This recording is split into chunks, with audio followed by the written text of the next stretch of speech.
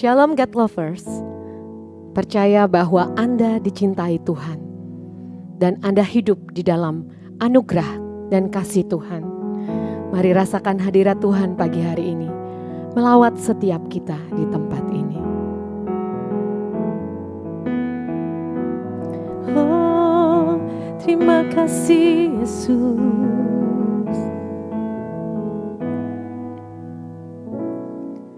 Ku hidup karena anugerah-Mu,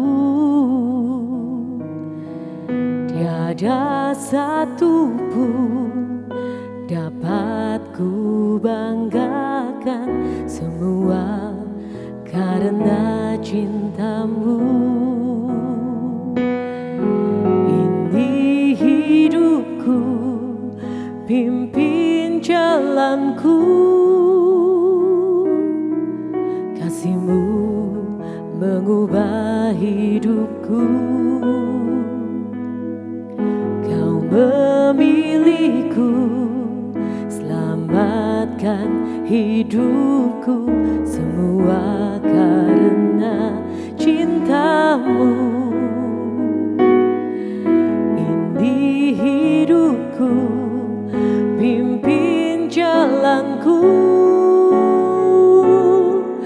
Yesus pegang erat tanganku, ku tak dapat hidup di luar kasih-Mu. Bapa, jangan tinggalkan aku, Engkau alasan selama ku hidup.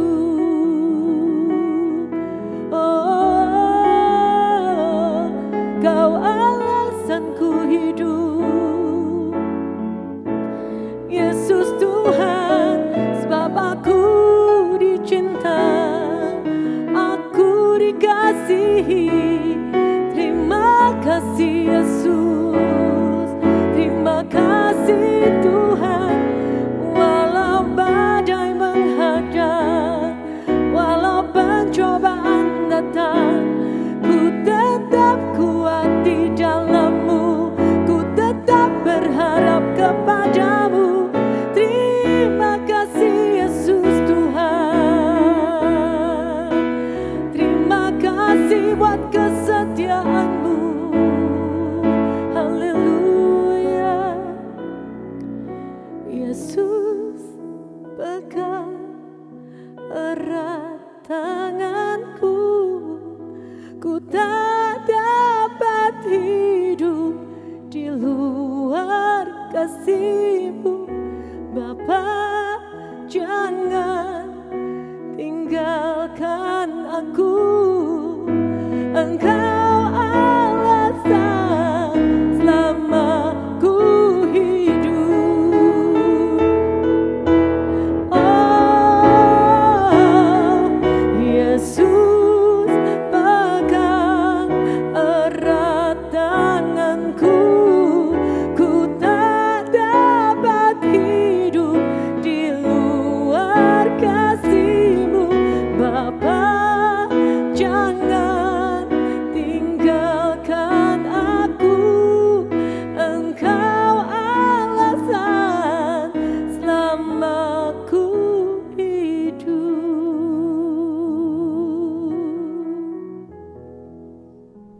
Shalom God's Lovers, apa kabar? Jumpa kembali bersama saya Randy Chandradinata di dalam program Words from Heaven. Dan pada kesempatan kali ini saya akan membawakan sebuah tema yang berseri, di mana tema besarnya saya beri judul Walking with the Holy Spirit, atau berjalan bersama dengan Roh Kudus.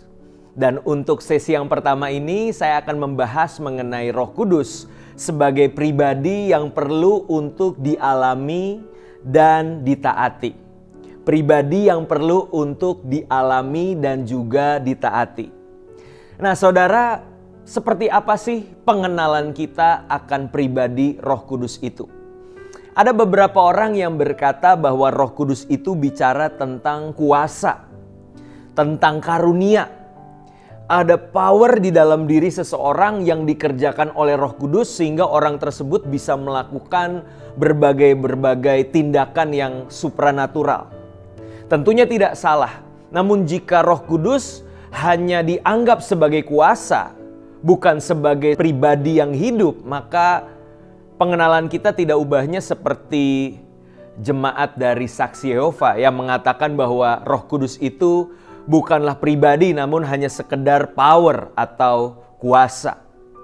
Atau juga ada orang yang berkata bahwa Roh Kudus itu adalah doktrin, sebuah pengajaran tentang siapa pribadi Roh Kudus, perannya apa saja. Dan itu sesuatu yang berhenti sampai kepada pengenalan yang sifatnya adalah pengetahuan. Namun bukan cuma kuasa, bukan cuma doktrin. Namun sejatinya Roh Kudus itu adalah pribadi. Bukan sekedar apa, melainkan siapa. Dan Roh Kudus itu adalah satu dari 3 pribadi Allah Tritunggal. Allah Bapa, Allah Anak, dan Allah Roh Kudus. Dialah pribadi yang harus kita kenali, kita alami, dan kita taati di dalam kehidupan kita. Nah, yang seringkali terjadi adalah keberadaan Roh Kudus sebagai pribadi Allah itu yang seringkali terlupakan. Makanya ada seorang pendeta asal Amerika menulis sebuah buku berjudul Forgotten God, ya, namanya pendeta Francis Chan. Bahwa ternyata Roh Kudus itu seringkali menjadi sosok pribadi yang dilupakan, yang dipinggirkan, ya, ketika kita bicara tentang 3 pribadi Allah. Nah, maka dari itu saudara, kita mesti memahami dan menyadari bahwa Roh Kudus itu adalah pribadi Allah itu sendiri. Nah, berikutnya kalau Roh Kudus itu adalah pribadi, apa dampaknya? Apa aplikasinya di dalam kehidupan kita sehari-hari, saudara? Nah, kalau Roh Kudus itu adalah pribadi, maka yang pertama dia adalah sosok Allah yang hidup. Allah yang memiliki pikiran, perasaan, dan juga kehendak. Dia memiliki hati yang suatu saat bisa kita sukakan, maupun juga sebaliknya bisa kita dukakan, ya. Kita bisa menyenangkan dia atau justru mengecewakan dia. Pribadi tersebut akan disenangkan ketika apa, saudara? Ketika kita belajar untuk peka akan suaranya. Apa yang menjadi kehendaknya di dalam kehidupan kita. Dan ketika kita belajar untuk day by day, hari demi hari, mulai mentaati apa yang menjadi keinginan roh. Sedangkan sebaliknya Roh Kudus akan didukakan, akan dikecewakan ketika kita lebih memilih untuk mengikuti keinginan daging kita lebih daripada keinginan roh. Nah, ini sesuatu yang sifatnya praktikal sehari-hari, saudara. Dan oleh karena itu saya mau mengutip sebuah ayat ketika bicara tentang Roh Kudus yang bisa didukakan. Maka Efesus pasalnya yang keempat ayat 29 sampai 31 demikian dikatakan. Janganlah ada perkataan kotor keluar dari mulutmu, tetapi pakailah perkataan yang baik untuk membangun di mana perlu, supaya mereka yang mendengarnya beroleh kasih karunia. Dan janganlah kamu, ini yang perlu digarisbawahi saudara, mendukakan Roh Kudus Allah yang telah memeteraikan kamu menjelang hari penyelamatan. Segala kepahitan, kegeraman, kemarahan, pertikaian, dan fitnah hendaklah dibuang dari antara kamu. Demikian pula segala kejahatan. Ini adalah langkah praktis, saudara. Ketika kita belajar untuk mengambil keputusan, mungkin langkah-langkah yang kecil. Belajar untuk menjaga perkataan kita. Belajar untuk menjaga sikap dan perilaku karakter sehari-hari. Namun percayalah dari langkah-langkah kecil tersebut kita belajar untuk benar-benar memahami apa sih yang menjadi pikiran, perasaan, dan kehendaknya Roh Kudus. Dan kita belajar untuk taat day by day, melangkah bersama dengan Roh Kudus. Karena semakin kita belajar peka, melangkah di dalam langkah-langkah kecil tersebut, maka saya percaya disitulah yang namanya mengalami perjalanan bersama dengan Roh Kudus setiap hari. Bahkan bukan cuma kita mengalami, tapi kita juga belajar mentaati perintahnya day by day. Disitulah kita sedang melayani Tuhan. Disitulah kita sedang menyenangkan hati Roh Kudus. Mari kita sama-sama berdoa. Bapa dalam surga, kami sungguh mengucap syukur Tuhan untuk kesempatan yang indah ini kami boleh belajar bersama-sama mengenai walking with the Holy Spirit, berjalan bersama dengan Roh Kudus. Hal pertama yang perlu kami sadari dan kami ingat, Tuhan, bahwa Engkau adalah pribadi. Bukan sekedar kuasa, bukan sekedar doktrin atau kumpulan pengajaran. Namun adalah pribadi yang memiliki pikiran, perasaan, dan juga kehendak.